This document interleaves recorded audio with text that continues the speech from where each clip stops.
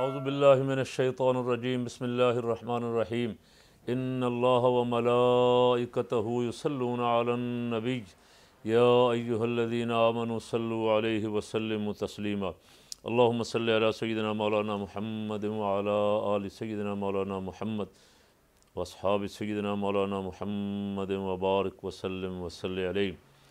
آج پوری قوم بانی پاکستان قائد اعظم محمد علی جناح رحمۃ اللہ علیہ کا 146واں یوم قائد منا رہی ہے، اور 25 دسمبر پاکستان میں بڑی تقریبات، قائد کی یاد میں پروگرام، اخبارات میں مضامین اور پی ٹی وی پہ اور مختلف چینلوں پہ تاریخ پاکستان، تحریک پاکستان کے بارے میں مختلف مضامین، معلومات اور پروگرام جات چلتے رہتے ہیں تاکہ قوم کو پتہ چلے کہ ہمارے قائدین نے یہ پاکستان ہمیں کیسے بنا کے دیا۔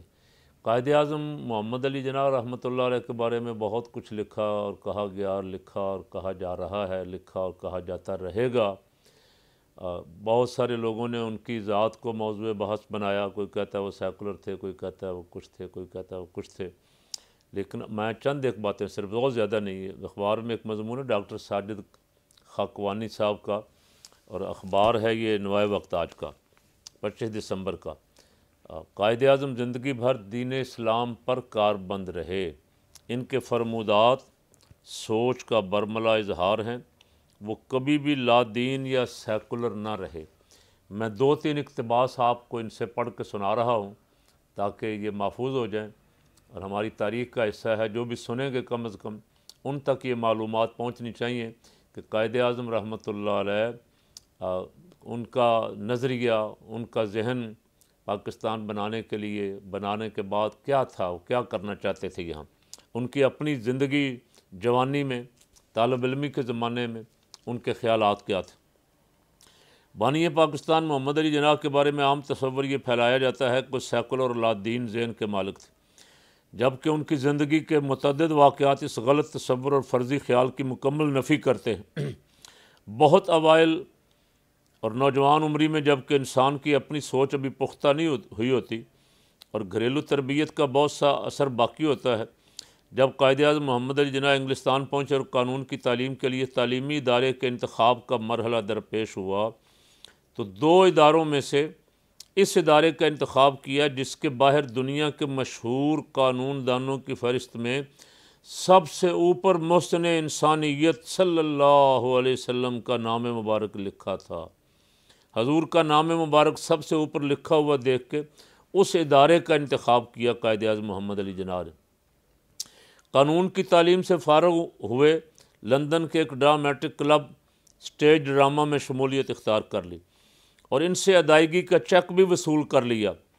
ایک ڈرامے کی مشق کے دوران ایک لڑکی کے چہرے پر بوسہ لینے کا مرحلہ آیا تو 19 برس کے نوجوان کے لیے یہ محض ایک حسین خیال ہو سکتا تھا، مگر لندن جیسے شہر میں برطانوی لڑکی کے ساتھ ایک ڈرامے کے اس منظر میں آپ نے مشق کرنے سے انکار کر دیا اور کہا کہ میرے مذہب میں اس کی اجازت نہیں ہے۔ اندازہ لگا لیں کہ قائد اعظم محمد علی جناح رحمۃ اللہ علیہ کے نظریات کیا تھے۔ بہت کچھ ہے لیکن میں صرف 1-2 چیزیں آپ کو سنا رہا ہوں۔ یہ تو دو واقعات میں نے ان کی زندگی کے، آگے چل کے وہ ارشاد فرما رہے ہیں، کوئی شبہ نہیں جب پاکستان بن گیا اور یہاں لوگ ان سے بار بار سوال کرتے تھے کہ یہاں نظام کون سا نافذ ہوگا، تو فرمایا کوئی شبہ نہیں کہ لوگ ہمارا مدعا پوری طرح نہیں سمجھتے۔ جب ہم اسلام کا ذکر کرتے ہیں تو اسلام صرف چند عقیدوں، روایتوں، روحانی تصورات کا مجموعہ نہیں، اسلام ہر مسلمان کے لیے ایک ضابطہ بھی ہے جو اس کی زندگی اور کردار کو سیاست اور معیشت تک کے معاملات میں انضباط عطا کرتا ہے۔ یہ قائد اعظم پہ لکھی گئی ایک کتاب میں سے اس کا ایک اقتباس۔ اچھا، اسلامی حکومت کے تصور کا یہ امتیاز پیش نظر رکھنا چاہیے کہ اس میں اطاعت و وفا کیش کا مرجع خدا کی ذات ہے۔ قرآن مجید کے حکام ہی سیاست و معاشرت میں ہماری آزادی اور پابندی کی حدود متعین کر سکتے ہیں۔ اسلامی حکومت دوسرے الفاظ میں قرآنی اصول و احکام کی حکمرانی۔ قائد اعظم کرم حیدری، قائد اعظم کا اسلامی کردار، کتاب، صفحہ نمبر 103 ہے۔ آگے فرماتے ہیں وہ کون سا رشتہ ہے جس میں تمام مسلمان منسلک ہو کر جسد واحد کی طرح ہو جاتے ہیں؟ وہ رشتہ خدا کی کتاب قرآن مجید ہے، ایک خدا، ایک رسول، ایک امت۔ ہمارا آگے دوسری مقتباس میں فرماتے ہیں ہماری اسلامی تہذیب کو کوئی نہیں مٹا سکتا۔ اس اسلامی تہذیب کو جو ہمیں ورثے میں ملی، ہمارا نور ایمان زندہ ہے، ہمیشہ زندہ رہے گا۔ دشمن بے شک ہمارے اوپر ظلم کرے، ہمارے ساتھ بدترین سلوک روا رکھے، لیکن ہم اس نتیجے پر پہنچ چکے ہیں اور ہم نے یہ سنگین فیصلہ کر لیا ہے کہ اگر مرنا ہی ہے تو لڑتے لڑتے مریں گے۔